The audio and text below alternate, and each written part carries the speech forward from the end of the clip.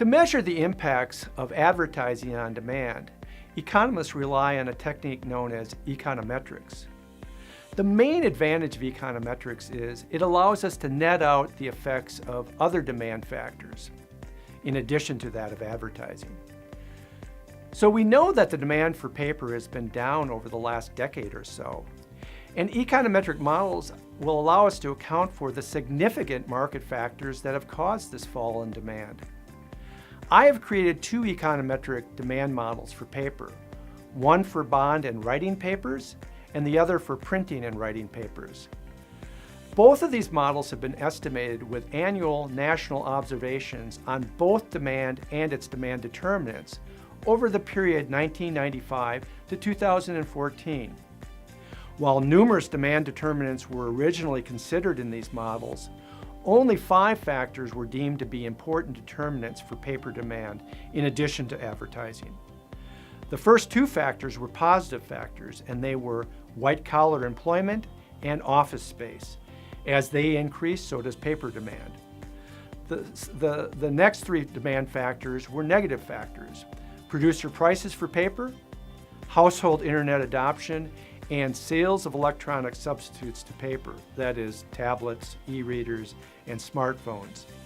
As they increase, paper demand decreases. So an example of these factors on the positive side, I found specifically that a 10% increase in white-collar employment increases bond and writing paper demand by 17% if we hold constant all other demand factors. By netting out the impact of these significant determinants to demand, we can isolate the true impact advertising has. If the demand for paper is falling, a logical question is, why advertise? When the demand for a product is falling, it is essential to try to mitigate, or at least partially mitigate, this negative trend. Advertising has been shown to be an extremely effective marketing technique for doing this. And advertising doesn't even have to fully mitigate the negative trend in demand to be effective. All it has to do is lessen the decline. So for example, suppose demand for a commodity has fallen over time when the industry does not have an advertising checkout program. This situation is very similar to the paper industry. The introduction of the advertising checkoff may not necessarily stem all of the decline in demand, but by slowing this trend, it creates positive incremental sales for the industry.